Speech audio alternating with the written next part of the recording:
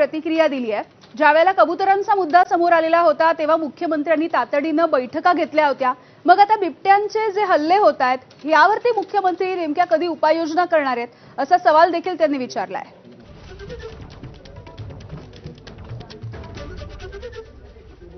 बिबट मानव संघर्षामध्ये सातत्याने या घटना घडतात। या केवळ जुन्नर वन विभागात नाहीत तर संपूर्ण महाराष्ट्रामध्ये नगर असेल, नाशिक असेल, कोल्हापूर असेल, काही प्रमाणात विदर्भात असेल, पालघर असेल, या सगळ्या ठिकाणी या घटना सातत्याने घडतात। बिबट मानव संघर्षामध्ये 57 बळी गेल्यानंतर माननीय वनमंत्र्यांनी आम्हाला रास्ता रोको करावा लागला, त्यानंतर बैठक घेतली। त्या जुन्नर वन विभागामध्ये साधारणतः 2000 बिबटे आहेत आणि 4 तालुक्यांमध्ये जर 2000 बिबटे असतील तर रस्त्यावर जसे कुत्रे दिसतात तसे हे बिबटे हे दिसतात। बिबट्याचा शेड्यूल 1 मधून त्याचा जो समावेश आहे तो रद्द करणे, त्यानंतर बिबट्यासाठीचा गवताळ जो कुरणाचा प्रदेश हा वन विभागाच्या जागेत तयार करणं आणि बिबट्याची नसबंदी करणं ही चतुसूत्री अंमलात आणली पाहिजे आणि राज्य आपत्ती घोषित करून त्याला एक ठोस कृती आराखडा बनवला पाहिजे, ही आपली सातत्यानं मागणी आहे। महाराष्ट्राचे मुख्यमंत्री बिबट मानव संघर्षाला राज्य आपत्ती घोषित करून त्यासाठी ठोस कृती आराखडा बनवण्यात का कमी पडतात हा प्रश्न आहे।